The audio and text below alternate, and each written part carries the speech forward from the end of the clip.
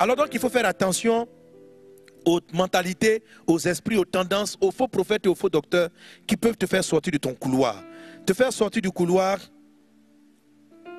c'est par exemple te disperser. Te donner des missions que Dieu ne t'a pas données. Te donner des combats que Dieu ne t'a pas donnés. Mes amis, j'ai vu beaucoup de gens faire naufrage par rapport à la foi.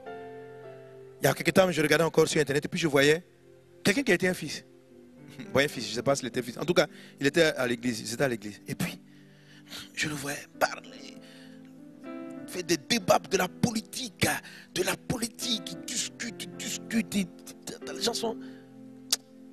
Mais quand il était converti qu'il arrivait à l'église, Dieu l'avait appelé à prêcher la bonne nouvelle de Dieu, l'évangile de Jésus.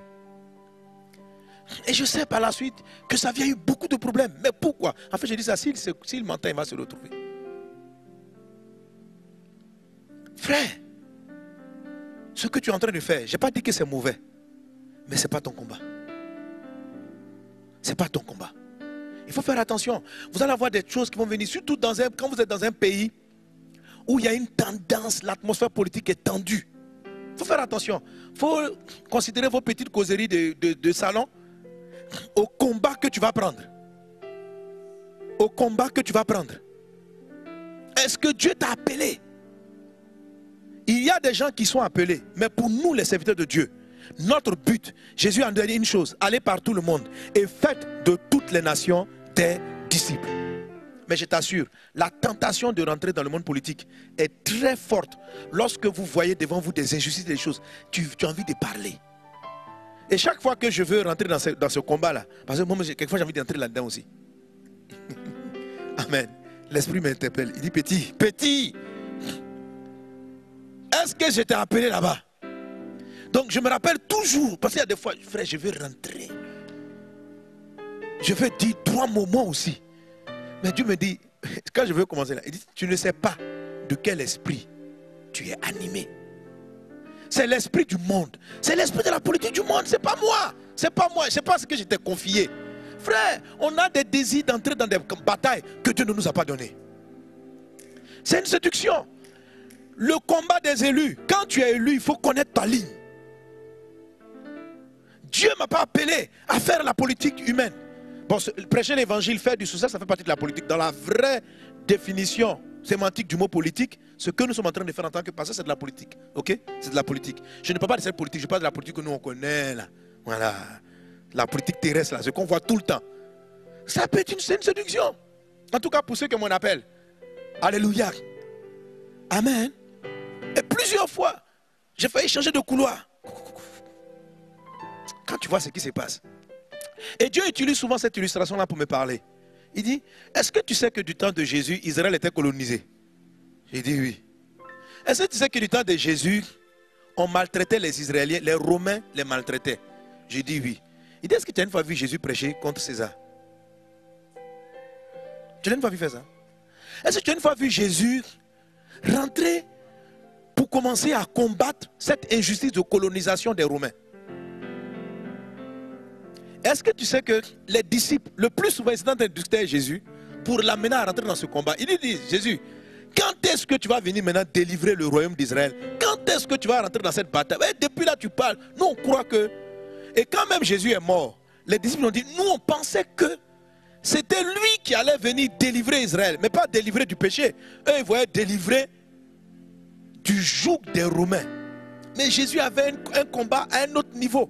Eux, ils voyaient les Romains terrestres. Jésus voyait les Romains spirituels. Et Jésus-Christ est venu pour briser l'asservissement, mais l'asservissement spirituel. Certaines fois, frère, on est vraiment tenté, et c'est une séduction, d'entrer dans des combats que Dieu ne nous a pas confiés. Dieu ne nous a pas donnés. Alors, comment on éprouve ce genre d'esprit et puis on s'en sort? Comment on éprouve? Il faut regarder l'effet que ça produit dans ta vie. La Bible dit, vous reconnaîtrez un faux prophète, vous reconnaîtrez à leurs fruits. Et un des fruits, c'est le fruit de l'esprit. Amen.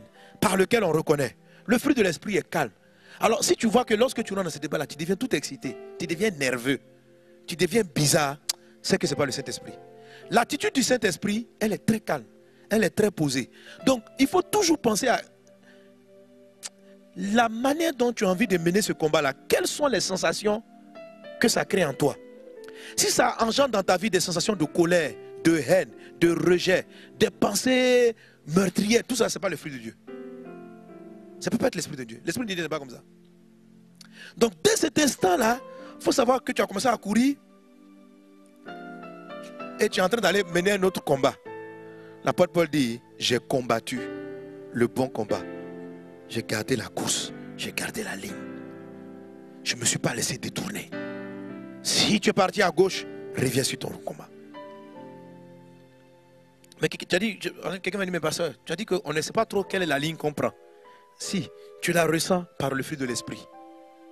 La ligne de Dieu produit le calme. La ligne de Dieu produit la paix. La ligne de Dieu produit le fruit de ta vie. Quand tu es dans le fruit de l'esprit, tu sens de toi le calme, la paix, la joie de Dieu. Tu sais que tu es sur ta ligne. Un homme de Dieu disait, je ne sais pas si c'est vrai ou c'est faux, en tout cas quand on va arriver au ciel on le saura. Il dit que Dieu a appelé Jean-Baptiste dans le désert pour dire, ainsi par l'Éternel, pour dire, le royaume de Dieu est proche, répentez-vous, répentez-vous. Et il dit que Jean-Baptiste a été tué lorsqu'il est parti prophétiser dans des palais. C'est là qu'on l'a tué. Bon, peut-être que Dieu l'avait effectivement, parce qu'il a dénoncé une injustice qui était dans le palais. Et cet homme de Dieu a fait sortir la personne. Est-ce que Dieu l'avait appelé à dénoncer les injustices des palais? Frère, faites très attention. Faisons attention. Les combats de justice contre l'injustice sont nombreux dans le monde. Chacun d'entre nous a un couloir. Il y a des gens qui ont été choisis par Dieu pour combattre cette ligne. Pour combattre dans cette ligne. Il y a des élus pour ça. Il y en a d'autres, ce n'est pas leur appel. Comment est-ce qu'on le sait? Par rapport aux fruits. La Bible dit, éprouvez tout esprit pour savoir s'il est de Dieu. Un esprit qui crée en toi une méthode qui n'est pas la méthode de Dieu, ce n'est pas le bon esprit. C'est que ce n'est pas ton couloir. Alléluia. Alléluia. C'est que ce n'est pas ton couloir. Lorsque tu changes de couloir, ton couloir est vide. Tu changes de ligne des élus. Ça veut dire qu'il y a quelqu'un qui devait décanter ce que tu devais décanter qui n'est pas là. En règle générale, pour nous tous les élus dont je parle, vous que je parle, vous les serviteurs et servantes de Dieu, c'est de prêcher la parole de Dieu. Écoutez, on peut sortir, on peut être animé d'un mauvais esprit, sortir de sa ligne. Et je m'étais séduit. Quand je vous parle de comment je suis tombé dans l'endettement, comment j'ai perdu beaucoup d'argent. Je suis tombé, j'ai perdu l'argent, mais les gens m'ont envoyé des colis, tout a été volé. Je vous ai plusieurs fois expliqué cela. Vous savez pourquoi ça m'est arrivé? Parce que j'avais changé de ligne. Jésus ne m'a pas appelé à aller chercher l'argent.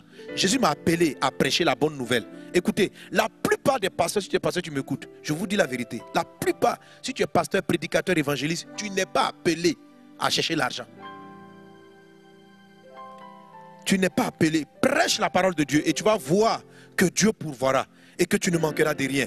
Prêche la parole de Dieu. Lorsqu'un prédicateur, vous savez, il y a des hommes pour tout, il y a des hommes d'affaires, il y a tout ça. Mais Dieu, quand il t'appelle, il dit, je t'appelle pour que tu prêches ma parole dans le monde entier. Il n'attend pas à ce qu'il y ait des compromis, des compromissions avec autre chose. Que tu restes focalisé sur le message du salut. Prêcher la bonne nouvelle, aller de lieu en lieu, prêcher l'évangile de Jésus. Lorsque ton ministère, tu commences à se transformer en coaching, en règles, stratégie financière, combat des finances, revenir sur la si tu as été appelé à prêcher la bonne nouvelle. Amen. Il y a des gens dont l'appel est là pour aider d'autres personnes à s'épanouir sur le plan du travail, pour aider les personnes à être épanouies socialement. Mais pour que tu sois sûr que ce soit ton couloir, dans ce que tu fais, tu dois sentir la paix de Dieu. Dans ce que tu fais, il doit avoir le fruit de l'esprit, la paix, la joie, la patience, la bonté, etc. Alléluia. Et surtout, le premier fruit, c'est le fruit du salut, le fruit de la repentance. Aucun couloir ne doit mettre en cause ta conversion. Aucun couloir ne doit mettre en cause ton salut.